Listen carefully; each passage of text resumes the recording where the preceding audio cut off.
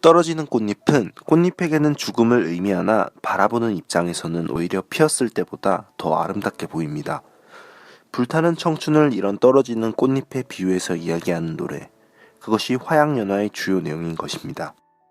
혹시 영화 인사이드 아웃을 아시나요? 인사이드 아웃을 알면 지금부터 제가 하는 말을 이해하는 데 조금 더 도움이 되실 것 같으니 잠깐 설명하고 지나가도록 하겠습니다.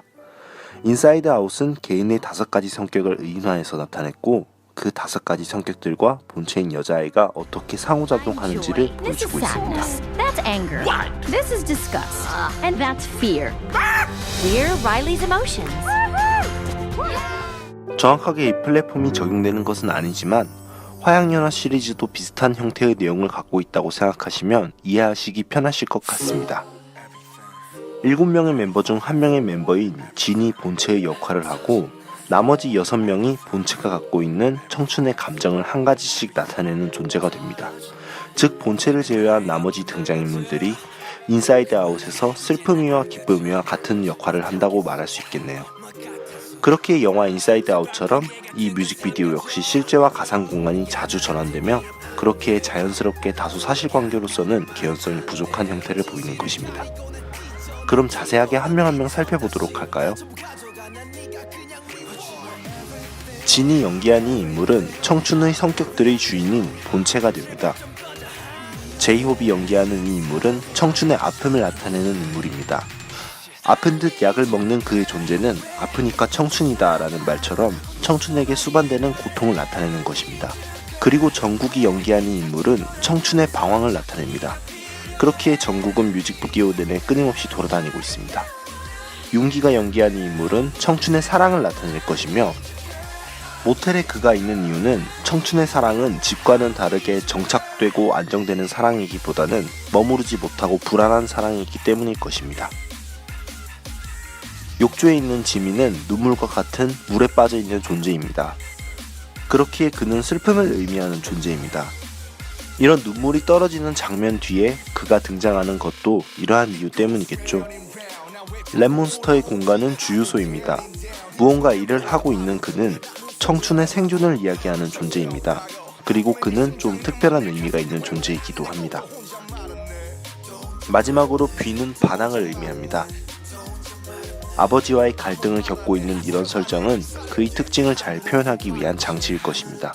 아픔, 방황, 사랑, 슬픔, 생존, 반항, 이렇게 각각의 멤버가 청춘의 감정을 나타내고 있습니다. 이제 시작해볼까요? 본체는 이제 청춘을 끝내려고 합니다.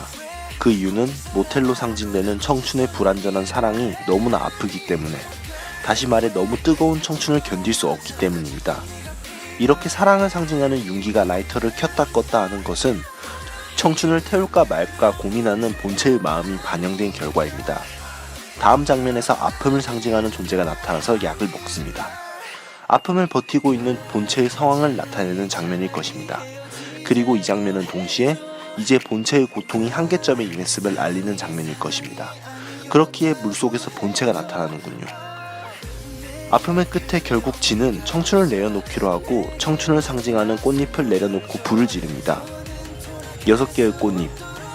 이 뮤직비디오에서 나타나는 6개의 청춘의 감정들과 같은 개수의 꽃잎은 결국 꽃잎 하나하나가 진을 제외한 멤버 하나하나를 상징하는 것입니다. 본체가 청춘을 불태우기로 하자 이제 청춘의 상징들에게 그 효과가 나타납니다. 청춘의 고통은 이제 더 이상 견딜 수 없기에 쓰러지고, 청춘의 반항은 이제 어른으로 상징되는 아버지를 죽임으로써 스스로 어른이 됩니다. 그렇게 청춘은 끝납니다. 그와 동시에 청춘의 방황은 교통사고로 끝나고, 청춘의 슬픔은 편지를 태우면서 모든 것을 잊기로 합니다. 그리고 청춘의 사랑은 불완전한 사랑을 상징하는 모텔을 태웁니다. 마지막으로 청춘의 생존은 동심과 꿈을 상징하는 사탕을 버립니다. 그리고 그 사탕은 현실을 상징하는 땅바닥과 돈과 만나서 어른의 담배로 변하게 됩니다. 이제 청춘은 끝난 것입니다. 결국 이 폭죽과 파티는 그들의 청춘의 졸업을 축하하는 이별 파티인 것입니다.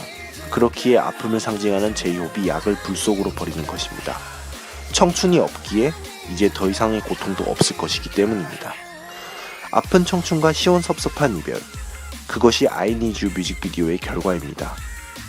다음 편 프롤로그의 내용은 청춘의 감정들과 떠나는 이별 여행이라고 이름 붙이고 싶습니다. 그리고 한 가지 이야기하지 않은 게 있습니다. 뷔는 아버지를 죽임으로써 청춘을 어른으로 만든 존재입니다. 그렇기에 그는 청춘과 어른을 넘나드는 존재로서 뮤비 내에서 사용됩니다. 더 자세한 것은 다음 화양연화 프롤로그에서 알려드리도록 하겠습니다. 이상 드림텔러였습니다.